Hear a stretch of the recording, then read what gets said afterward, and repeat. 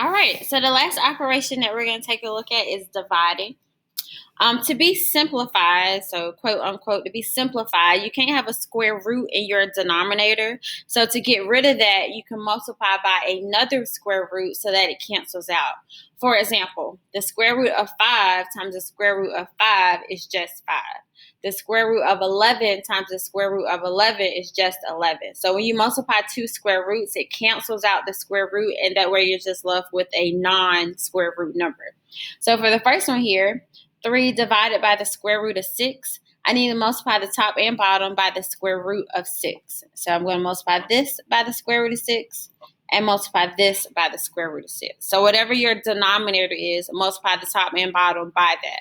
So on top, there's nothing I can do here. So that's 3 square roots of 6. The square root of 6 times the square root of 6 is 6. So an intermediate stuff in there, the square root of 6 times the square root of 6 is the square root of 36, and the square root of 36 is 6. But anytime you multiply two square roots that are the same, you're left with what's on the inside. And my last additional step, I can simplify 3 over 6. So my final answer is 1 square root of 6 over 2. And this one you probably would not see, just putting it there so that when you go back and study, you'll know that 3/6 reduces to 1/2. So that's it. Now let's try it. What if I have like more than one term in my denominator? What if I have multiple terms? Then we multiply by this idea of a conjugate. So the square root of 5 minus 1, you're going to multiply both the top and bottom by the square root of 5 plus 1. So to get rid of this square root, there's a minus sign there. So you multiply your top and bottom by the denominator, but change your sign.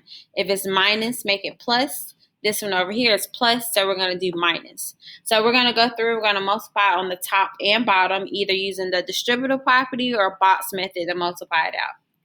2 times the square root of 5 is just 2 square roots of 5. 2 times 1 is 2. So that's it on top. The square root of 5 times the square root of 5 is 5.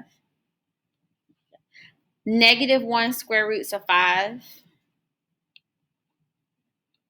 1 square roots of 5. And negative 1 times positive 1 is negative 1. So we go through, if you need to set up a box method like we did over here, and we slide for just a minute. If you need to set up a box method to do your denominator, go ahead and do what you need to do to multiply that out. But that's what I did in my denominator. Now these two terms cancel. So boom, boom, they cancel. So we're left with 2 square roots of 5 plus 2. 5 minus 1 is what's left over. 5 minus 1 is 4. And our final answer, I can simplify this. So all of these numbers are divisible by 2.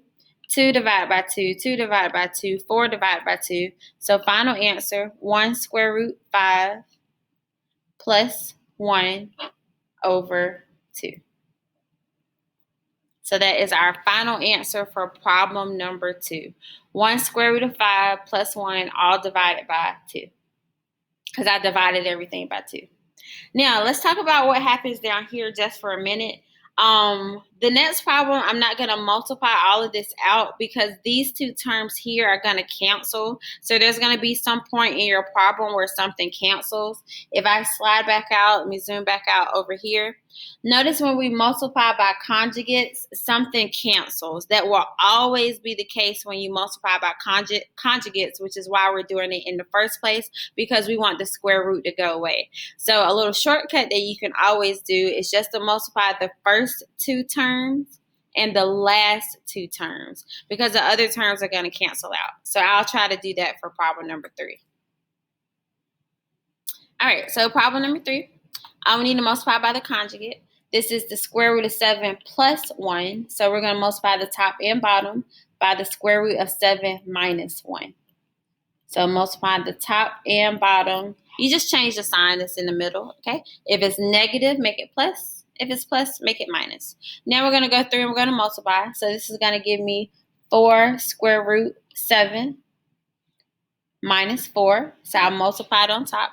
Now I'm going to use the shortcut because these are conjugates. So I know that something is going to cancel. So the shortcut, you can just multiply the first two and the last two terms. So the square root of 7 times the square root of 7 is 7. And 1 times negative 1 is negative 1.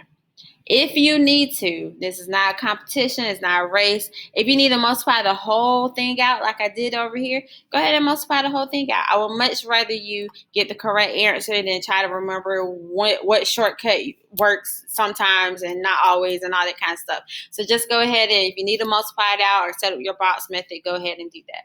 So over here, I can't do anything on top. So 4 square roots of 7 minus 4. 7 minus 1 is 6. It looks like I can reduce again. Looks like everything is divisible by the number 2. So I can divide everything by 2 so that our final answer is 2 square roots of 7 minus 2 over 3. So that is our final answer. And today we have learned how to add, subtract, multiply, and divide our radical expressions.